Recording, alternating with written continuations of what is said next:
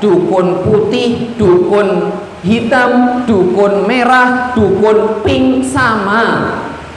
Jika hakikatnya itu adalah perbuatan syirik, maka tidak berubah hakikat syiriknya dengan hanya berubah nama.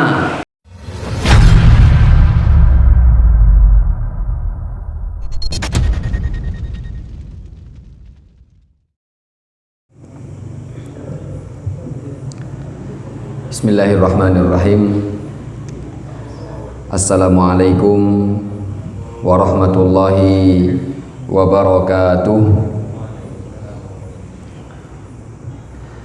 Alhamdulillahi rabbil alamin. Wabihi nasta'inu ala umurid dunya waddin. Wassalatu wassalamu ala ashrafil anbiya'i wal mursalin, Sayyidina wa habibina wa maulana Muhammadin wa ala alihi wa ashabihi ajma'in wa man tabi'ahum bi ihsanin ila yaumiddin wa sallama tasliman katsira. Amma ba'du, qala Allah ta'ala fi kitabihil karim, Ya ayyuhalladzina amanu taqullaha haqqa tuqatih wa la tamutunna illa wa antum muslimun. Ya ayyuhan nasu taqu rabbakumul ladzi khalaqakum min nafsin wahidah wa khalaqa minha zawjaha wa batha minhuma rijalan katsiran wa nisaa'a wattaqullaha alladzi tasaaluna bihi wal arham innallaha kana 'alaikum raqiba. Bapak dan Ibu jamaah Masjid Al-Falah yang semoga dirahmati oleh Allah Subhanahu wa taala. Alhamdulillah, kita bersyukur kepada Allah Subhanahu wa taala. Pada kesempatan malam hari ini Allah masih mudahkan langkah kaki kita. Allah masih berikan nikmat kepada kita semua sehingga kita bisa berkumpul di salah satu rumah di antara rumah-rumah Allah Subhanahu wa taala untuk belajar, untuk menuntut ilmu, untuk mendalami agama Allah Subhanahu wa taala. Salawat serta salam semoga selalu tercurah kepada Nabi kita Muhammad sallallahu alaihi wasallam beserta keluarga beliau, sahabat beliau, dan kepada seluruh umat beliau yang tetap teguh berpegang dengan sunnah-sunnah beliau hingga hari kiamat kelak. Bapak dan Ibu jamaah Masjid Al-Falah yang saya cintai karena Allah Subhanahu wa taala, kisah tentang iblis ketika Allah Subhanahu wa taala memerintahkan semua yang ada di langit untuk sujud kepada Nabi Adam alaihissalam, maka semua malaikat mereka sujud kepada Allah, mereka sujud kepada Nabi Adam, illa iblis, kecuali iblis tidak mau sujud kepada Allah Subhanahu wa taala dengan beralasan bahwa iblis lebih baik daripada Adam. Allah ciptakan iblis dari api dan Allah ciptakan Adam dari tanah. Maka menurut pandangan iblis, tanah itu tidak lebih baik daripada api. Maka iblis ketika itu sombong dan tidak mau untuk sujud kepada Nabi Adam alaihissalam. Kemudian setelah kejadian itu kita pun tahu, Allah Subhanahu wa taala mengusir iblis dari surga. Maka inilah yang ingin menjadi perbincangan kita pada malam hari ini. Allah Subhanahu wa taala kabarkan di dalam surat As-Sad ayat ke-81, 82 dan seterusnya. Ketika Allah Subhanahu wa taala mengusir iblis dari surga, maka iblis minta kepada Allah Subhanahu wa taala, "Wahai Tuhanku, tangguhkanlah kematianku hingga hari kiamat." Berarti iblis minta kepada Allah Subhanahu wa taala agar Allah tidak mematikan iblis, diberi umur yang panjang hingga datang hari kiamat. Maka Allah Subhanahu wa taala pun mengijabahi, Allah Subhanahu wa taala pun menyetujui, mengabulkan permintaan iblis. Lihat apa firman Allah di dalam ayat surat As-Sad ayat ke-82. Allahumma shayyiban nafi'an. Allah Subhanahu wa taala mengabarkan dalam surat As-Sad ayat ke-82, ucapan iblis kepada Allah, janji iblis kepada Allah, qala fa bi'izzatika la ughwiyannahum ajma'in. Kata iblis laknatullah alaih di hadapan Allah, setelah Allah usir iblis dari surga, iblis mengatakan, fa bi'izzatika, ya Allah, wahai Tuhanku, demi kemuliaanmu, la ughwiyannahum ajma'in, saya akan sesatkan anak keturunan Adam semuanya. Ini janji iblis di hadapan Allah, demi kemuliaanmu ya Allah, saya akan sesatkan anak keturunan Adam semuanya. Bapak dan Ibu yang saya cintai karena Allah Subhanahu wa taala, inilah janji iblis di hadapan Allah. Janjinya adalah ingin menyesatkan umat manusia dari jalan Allah Subhanahu wa taala. Al-Imam Ibnu Qayyim Al-Jauziyah rahimahullahu ta'ala menyebutkan kurang lebih ada 6 tahapan iblis dalam menyesatkan manusia. Ada 6 tahapan yang digunakan iblis untuk menyesatkan manusia. Tahapan yang pertama adalah menyesatkan, menjadikan manusia tersesat lewat jalur kesyirikan kepada Allah. Priye carane manusia biar bisa syirik kepada Allah, biar bisa menyekutukan Allah. Ini tahapan yang pertama. Ketika manusia ternyata tidak mampu, atau ketika iblis ternyata tidak mampu menyesatkan manusia lewat jalan syirik, maka iblis akan masuk ke dalam tahap yang kedua. Bagaimana menjadikan manusia berbuat amalan yang tidak pernah dicontohkan oleh Nabi Muhammad Sallallahu Alaihi Wasallam, atau melakukan amal ritual bid'ah. Jika tahapan yang kedua pun iblis tidak mampu menyesatkan manusia lewat satu nggak bisa, dua nggak bisa, maka dia masuk ke cara yang ketiga. Bagaimana menjerumuskan manusia agar terjatuh pada dosa besar. Di tahapan yang ketiga, iblis pun tidak mampu menyesatkan manusia, maka iblis akan menjerumuskan, menyesatkan manusia dengan mengajak mereka untuk mengerjakan dosa kecil.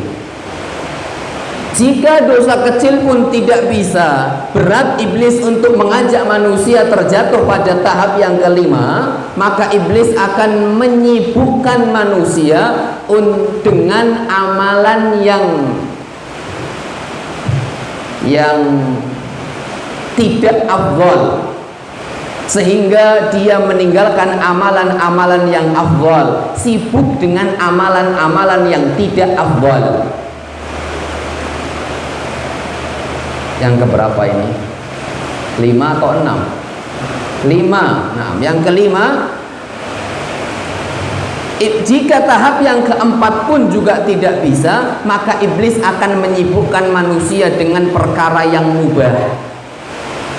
sehingga dia tidak mengerjakan amal yang afdal, dia tidak bisa mengerjakan amalan yang banyak memberikan kepada manusia pahala, dan disibukkan dengan amalan-amalan yang mubah. Ini kurang lebih yang disampaikan oleh Al-Imam Ibnu Qayyim al-Jauziyah rahimahullah ta'ala. Menyesatkan manusia lewat syirik. Syirik tidak bisa lewat bid'ah. Bid'ah tidak bisa lewat dosa besar. Dosa besar tidak bisa lewat dosa kecil. Dosa kecil tidak bisa, maka disibukkan dengan hal yang kurang afdal. Kurang afdal tidak bisa, disibukkan dengan hal yang mubah. Hal-hal yang mubah dikerjakan boleh, dikerjakan juga tidak mendapatkan dosa dan tidak mendapatkan pahala. Ini cara atau ada 6 tahapan iblis untuk menyesatkan umat manusia. Bapak dan Ibu yang saya cintai karena Allah, dari ke-6 tahapan ini ada cara yang Allah sampaikan dalam Al-Quran agar manusia mudah terjatuh pada ke-6 tahapan ini. Iblis mengatakan dalam ayat yang lain, ya Allah, demi kemuliaan-Mu saya akan sesatkan mereka. Gimana cara iblis menyesatkannya? Lihat, saya akan menghiasi perbuatan buruk seakan-akan itu baik. Saya akan menjadikan perbuatan buruk seakan-akan itu baik. Allah katakan dalam beberapa firman-Nya, wa zayyana lahumus syaitanu ma kanu ya'malun. Syaitan menjadikan amal-amal keburukan yang dilakukan manusia seakan-akan indah. Nah, caranya iblis pinter, mengkelabui manusia yang gak ngerti tentang masalah agama, dikelabui. Amal-amal yang syirik diberi nama dengan nama-nama yang kayaknya nggak apa-apa. Amal-amal yang haram jelas-jelas keharamannya, tapi dikasih label oleh syaitan dengan label-label yang kayaknya nggak apa-apa. Contoh, dan ini banyak. Contoh, masalah riba. Kita sepakat riba haram. Apa nama riba? Apakah bank akan mengatakan ini riba? Nggak payu banknya, Pak. Apa namanya riba? Diganti dengan label apa yang indah? Bunga. Dengar kata bunga ini, apalagi kalau dengarnya bunga desa, Masya Allah. Ya, riba yang kita sepakat dosanya merupakan dosa besar. Seorang yang mendatangi amalan riba itu dosanya lebih besar daripada seorang anak laki-laki mendatangi ibu kandungnya. Tapi lihat bagaimana syaitan mengubah label riba dengan kata bunga untuk mengelabui manusia. Contoh juga yang akan kita bahas, masalah dukun. Mungkin kalau kita mengerti tentang masalah dukun, atau hati kita, akal pikiran kita, nurani kita dengar kata dukun itu sudah mulai agak memberikan jarak. Tapi lihat bagaimana iblis dengan bala tentaranya, syaitan dengan bala tentaranya mengubah, memberikan label dukun dengan nama yang lain. Apa diantaranya? Orang pintar. Jajal, wingi kan omahmu kemalingan, ikhtiar kaya tonggo pono wong pinter, jajal ditakokke mbok menawi ngerti neng di mobilmu. Tanya ke siapa? Orang pintar. Tidak mengatakan dukun. Kalau mengatakan dukun sudah jelas, saya nggak mau ini dukun. Dikatakan dengan orang pintar. Pakai, apalagi sekarang mungkin ada istilah lain, dukun putih. Sama saja, dukun putih, dukun hitam, dukun merah, dukun pink, sama.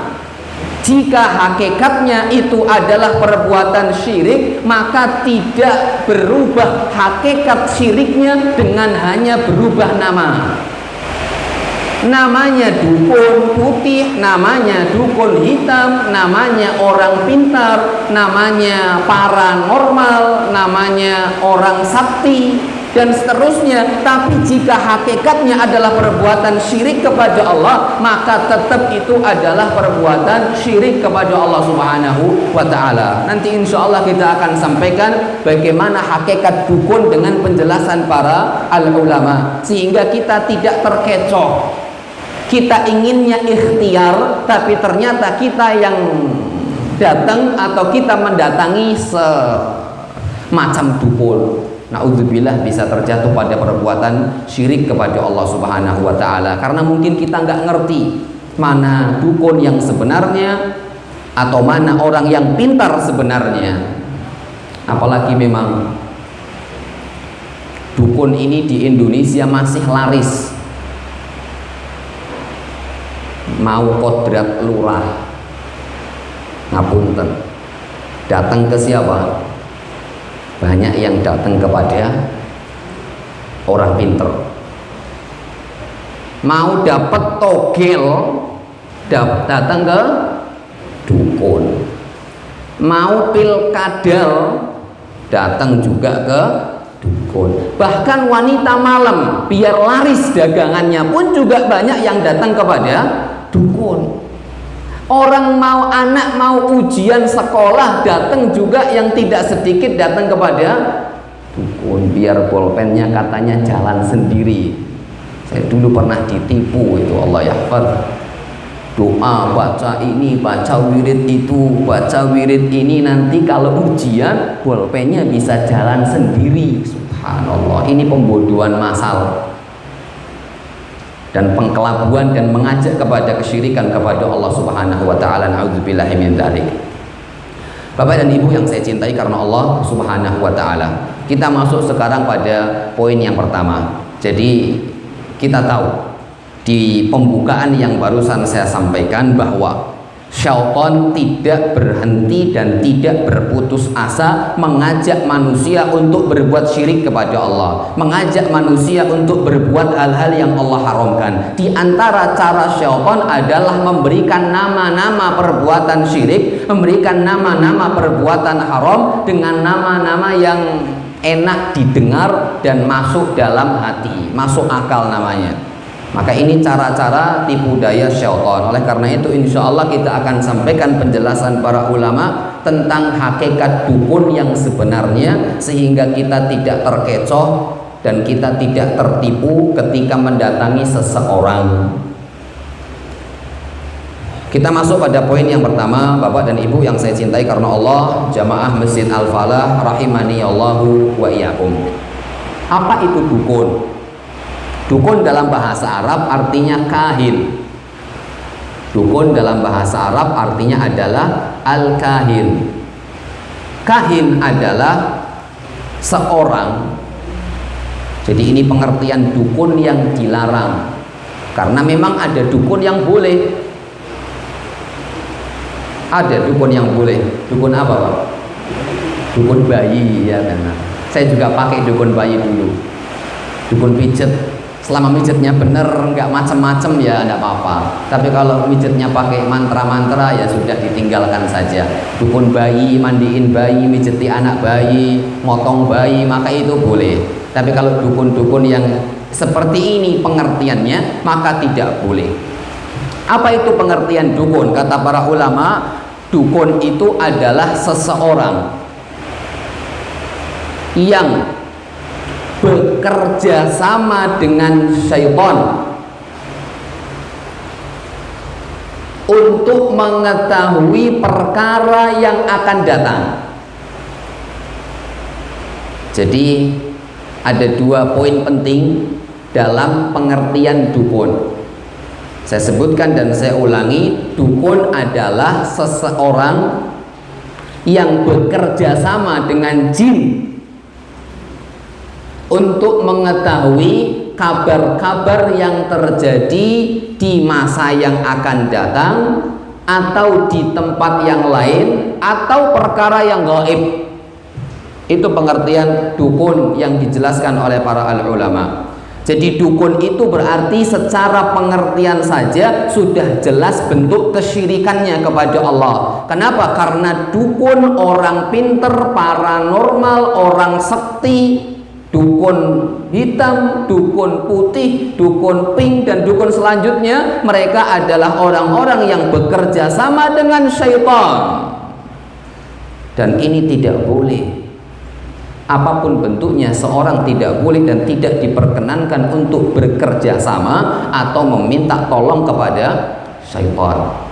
Untuk apa dukun itu bekerja sama dengan syaitan? Untuk mengetahui perkara-perkara yang gaib, perkara-perkara yang akan terjadi di masa yang akan datang. Dan ini banyak ibu-ibu yang mungkin di awal tahun Januari kemarin banyak acara-acara televisi entertainment, apalagi diantaranya banyaklah gosip-gosip itu. Biasa kalau bulan Januari gosip-gosip entertainment itu yang pasti dibicarakan, yang dimunculkan adalah orang-orang yang ngaku sok pinter. Oh, artis ini di tahun 2021 akan menemukan jodohnya. Artis ini cekcok dengan suaminya, nanti akan cerai di tahun ini. Di tahun lalu artis ini cerai, nanti di tahun ini akan mendapatkan jodoh yang lebih baik, dan seterusnya. Maka ini termasuk di antara dukun. Walaupun pakaiannya setil, nggak pakai item-item, bajunya setil mewah, tetap itu adalah dukun. Kenapa? Karena mengetahui, meyakini bahwa dia paham dan dia mengerti akan apa yang akan terjadi di masa yang akan datang. Nabi Muhammad Shallallahu Alaihi Wasallam, manusia yang paling bertakwa kepada Allah, manusia yang paling taat kepada Allah. Tidak ada yang menandingi kesolehan Nabi Muhammad Shallallahu Alaihi Wasallam, tapi tidak ngerti masalah gaib. Kalau Nabi Muhammad ngerti masalah gaib, gak mungkin Nabi Muhammad berangkat ke perang Uhud. Wong di perang Uhud Nabi Muhammad kalah. Kalau Nabi Muhammad ngerti masalah gaib, Nabi Muhammad faham tentang apa yang akan terjadi di masa yang akan datang, Nabi Muhammad tidak akan mungkin berangkat menuju perang Uhud. Kenapa? Karena kaum muslimin di perang Uhud kalah. Kalau kalah ngapain Nabi Muhammad datang? Maka ini menunjukkan Nabi Muhammad Shallallahu Alaihi Wasallam tidak ngerti masalah gaib. Beliau katakan, yang Allah firmankan dalam Al-Quran, ucapan Nabi Muhammad, "Lau a'lamul ghaiba lastakthartu minal khair wa ma massaniyas su." Kalau seandainya saya ngerti masalah gaib, maka saya tentu akan memperbanyak melakukan amalan-amalan kebaikan, dan tentu saya tidak akan mendapatkan keburukan sedikit pun. Gigi Nabi Muhammad ambrol di perang Uhud. Paman Nabi Muhammad Hamzah meninggal di perang Uhud. Sahabat-sahabat Nabi Muhammad, para penghafal kitab Allah Al-Quran, banyak yang meninggal di perang Uhud. Sahabat-sahabat senior Nabi Muhammad SAW banyak yang meninggal di perang Uhud. Kalau seandainya Nabi Muhammad tahu masalah gaib, Nabi Muhammad tidak akan pergi untuk melaksanakan perang Uhud ketika itu. Maka ini menjadi dalil bahwa orang yang mengaku mengetahui perkara yang akan datang, apalagi dia bukan nabi, jelas tidak lain dia adalah dukun. Walaupun dipanggil sebagai ustadz kah, walaupun dipanggil sebagai kiai kah, walaupun dipanggil sebagai romo kah, atau yang sebagainya. Jadi itu dari pengertian dukun kita sudah tahu bahwa dukun adalah mereka yang bekerja sama dengan syaitan untuk mengetahui perkara-perkara yang gaib. Saya sebutkan hadis Nabi Muhammad SAW tentang bagaimana dukun itu bekerja sama dengan syaitan sehingga mendapatkan kabar, mendapatkan informasi, mendapatkan hasil yang kadang benar. Kita tidak menutup kemungkinan apa yang disampaikan oleh Mbah Dukun itu benar, karena memang Nabi Muhammad SAW menyampaikan hal ini ya dalam hadis yang sahih, diriwayatkan oleh Imam Muslim, juga diriwayatkan oleh Al-Imam Al-Bukhari rahimahullahu taala. Rasulullah SAW bersabda, "Idza qadallahu al-amra fis sama, darabatil malaikatu bi ajnihatiha khud'anan liqaulihi ka'annahu silsilatun ala safwan. Fa idza fuzzi'a an qulubihim qalu madza qala rabbukum qalu lilladzi qala al-haqq wa huwal aliyyul kabir fayasma'uha mustariqus sam'i." Ketika Allah Subhanahu wa taala, kata Nabi Muhammad, menyampaikan suatu kabar, menyampaikan suatu informasi, menyampaikan suatu perintah yang ini akan terjadi di dunia, di atas permukaan bumi, maka semua malaikat tunduk kepada Allah Subhanahu wa taala. Maka ketika Allah Subhanahu wa taala selesai menyampaikan perintahnya, selesai menyampaikan wahyunya, maka malaikat akan saling bertanya, apa tadi yang disampaikan oleh Allah? Apa yang disampaikan oleh Allah, sehingga mereka satu dengan yang lain menyampaikan apa yang Allah Subhanahu wa taala firmankan sebelum itu. Maka di sana, di langit itu ada jin-jin yang mencuri berita langit. Kata Rasulullah SAW, "Fayasma'uha mustariqus sam'i." Maka para pencuri berita langit ini mendengarkan percakapan para malaikat yang saling tukar informasi tentang apa yang Allah sampaikan barusan. Wa mustariqus am'i hakadha ba'dhuhu fawqa ba'dhin. Kata sahabat yang menceritakan hal ini, para pencuri langit atau para pencuri berita langit, yaitu dari kalangan jin, hakadha ba'dhuhum fawqa ba'dhin. Bahasa Pekalongannya cenggih-cenggihan. Apa ya cenggih-cenggihan itu ya? Ya, gendong-gendongan. Itu. Ba'dhuhum fawqa ba'dhin. Wa wasafa Sufyanu bi kaffihi faharafaha wa baddada baina asabi'ahu fayasma'ul kalimata fayulqiha ila man tahtahu. Lihat, dari bumi mereka gendong-gendongan sampai ke langit. Nah, dari yang di langit mereka sampaikan yang di bawah. Dengar A, di bawah terus sampai ke yang ada di bumi. Yang ada di bumi dia sampaikan kepada dukunnya. Ini kata Nabi Muhammad sallallahu alaihi wasallam, "Tsumma yulqihal akhar ila man taulat." Dari atas ke bawah, bawah ke bawah terus sampai ke dukunnya. Farubbama adrakas syihabu qabla an yulqiha. Kadang, kata Rasulullah SAW, karena di antara fungsi bintang yang Allah ciptakan itu adalah untuk melemparkan itu tadi, pencuri kabar langit. Allah Subhanahu wa taala berfirman dalam surat Al-Mulk, rujuman lisyayatin. Allah jadikan bintang-bintang yang ada di langit itu sebagai busur panah yang digunakan Allah untuk memanah syaitan-syaitan, untuk memanah jin-jin yang mendengarkan kabar dari langit. Kadang sebelum kabar itu sampai kepada dukun yang ada di atas permukaan bumi, kena panah terlebih dahulu sehingga kabarnya nggak sampai kepada dukun. Tapi juga kadang kabarnya sampai kepada dukun. Ini kata Nabi Muhammad Sallallahu Alaihi Wasallam. Jadi kadang kena bintang-bintang yang Allah lemparkan kepada mereka, kadang mereka juga tidak kena. Ketika mereka sampai berita tersebut, mereka sampaikan kepada dukun yang ada di atas permukaan bumi. Fayakdzibu ma'aha mi'ata kadzbah. Benar, satu kabar yang mereka dapatkan di atas langit dari pembicaraan para malaikat, tapi ketika sampai di bawah dicampur adukan dengan 100 kebohongan. Jadi yang disampaikan dukun itu kadang benar satu, tapi sisanya mesti salah. Dan ini yang menyampaikan Nabi Muhammad, dicampur dengan 100 kebohongan. Tapi kata orang yang pernah datang ke dukun dan dilalah bener, besoknya datang lagi salah, besoknya datang lagi salah, besoknya datang lagi salah, besoknya datang lagi salah, tetap kilingannya yang bener. Ora popo mbiyen wis tau bener, pisan-pisan salah ora popo. Besoknya salah lagi, ora apa-apa mbiyen wis tahu bener. Hanya bener cuman sekali.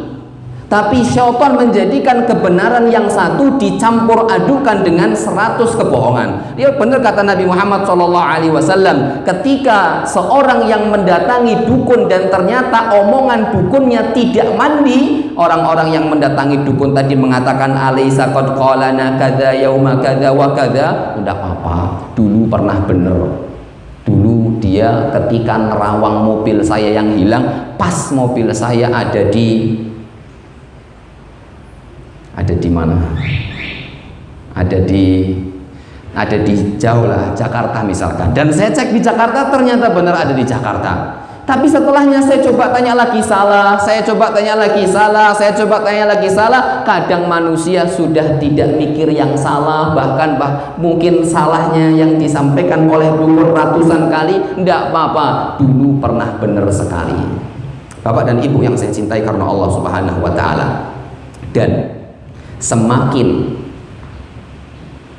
mandi, semakin mantep jawaban dari Mbah Dukun kepada pasien yang mendatanginya, maka semakin besar amalan ritual kesyirikan yang dilakukan oleh Mbah Dukun itu kepada Allah. Para ulama menjelaskan, di antaranya ucapan para dukun-dukun yang taubat.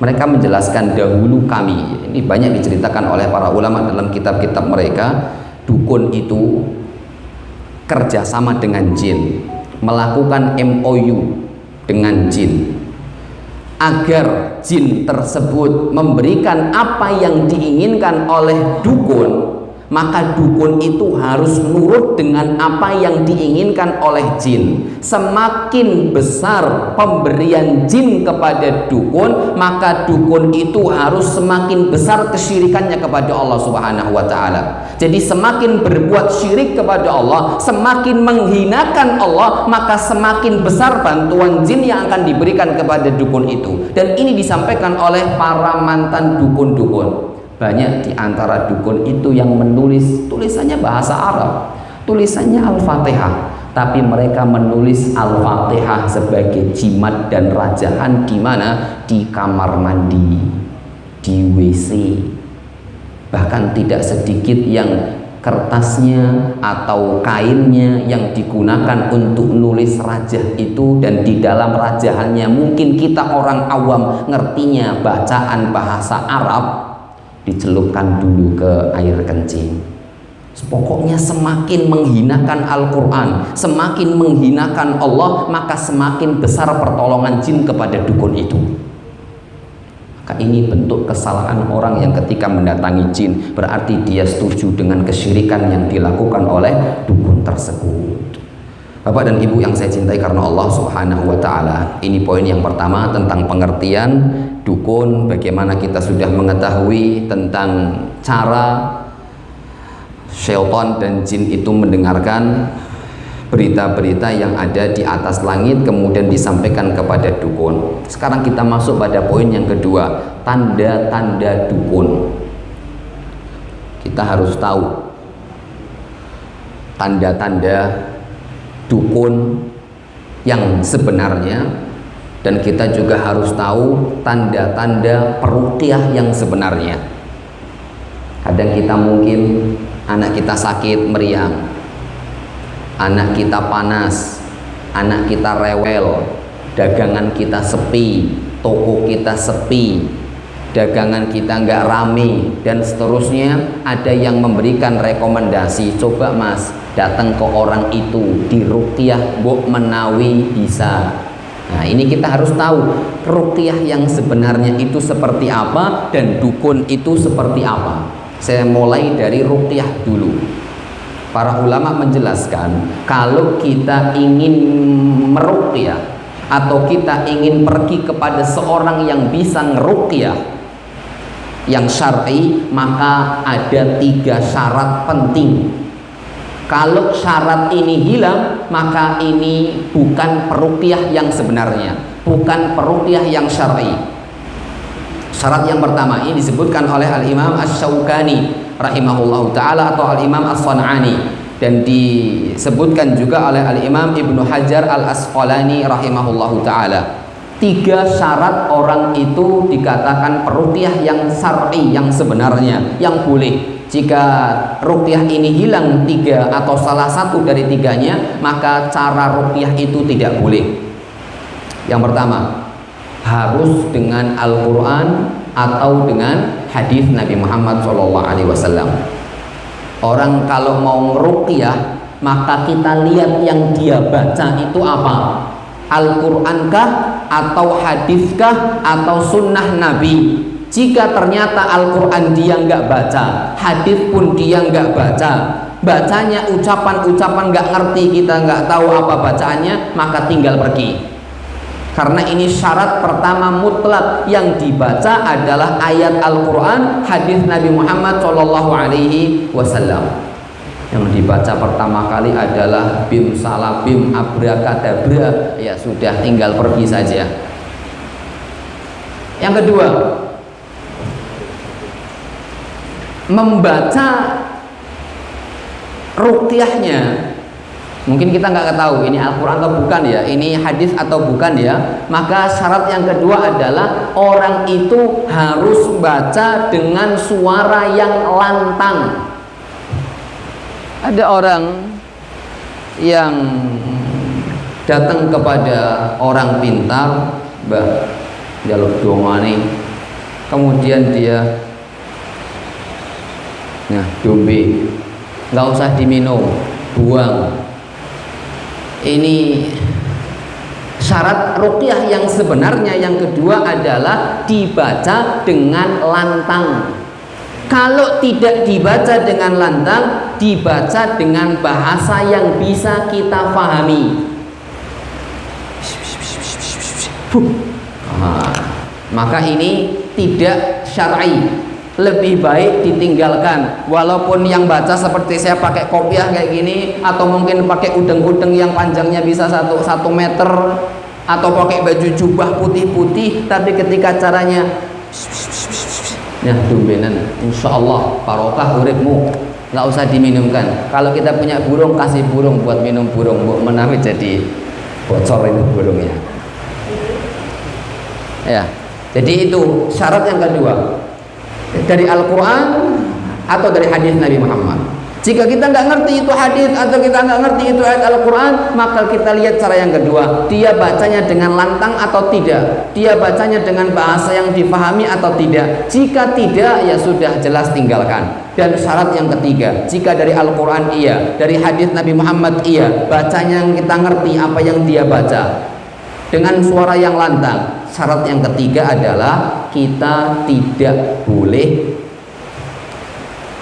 meyakini bahwa kesembuhan itu dari ruqyah itu, tapi kita harus yakini bahwa ruqyah itu yang bahwa sakit itu yang menyembuhkan adalah Allah Subhanahu wa ta'ala. Ini masih tanda-tanda ruqyah yang sebenarnya.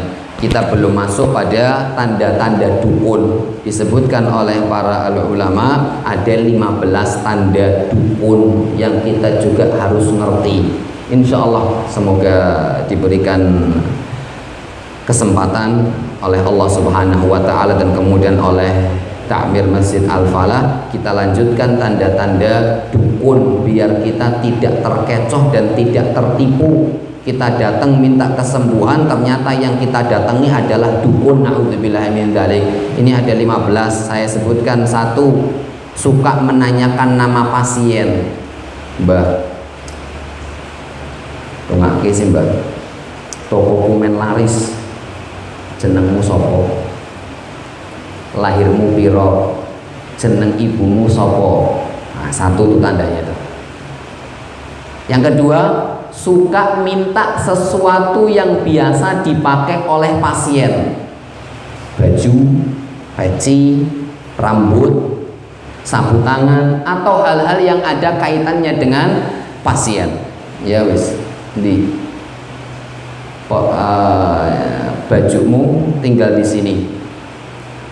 Itu syarat atau ciri yang kedua. Ciri yang ketiga, terkadang minta binatang dengan sifat tertentu untuk disembelih. Ya, Tak bantu muga-muga batikmu laris. Seminggu maneh mrene nggawa ayam cemani ireng kabeh ora ana putihe. Lah ini diantara tanda dukun, minta binatang yang aneh-aneh. Insya Allah masih banyak penjelasannya yang saya akan sampaikan lebih detailnya pada pertemuan yang akan datang biiznillahi ta'ala. Wallahu ta'ala alam bisawab. Ini mungkin yang bisa saya sampaikan, mohon maaf yang sebesar-besarnya. Billahi taufiq wal hidayah. Wassallallahu ala nabiyina Muhammadin wa ala alihi wa sahbihi wa baraka wa sallam. Subhanakallahumma bihamdika asyhadu an la ilaha illa anta astaghfiruka wa atubu ilaik. Assalamualaikum warahmatullahi wabarakatuh.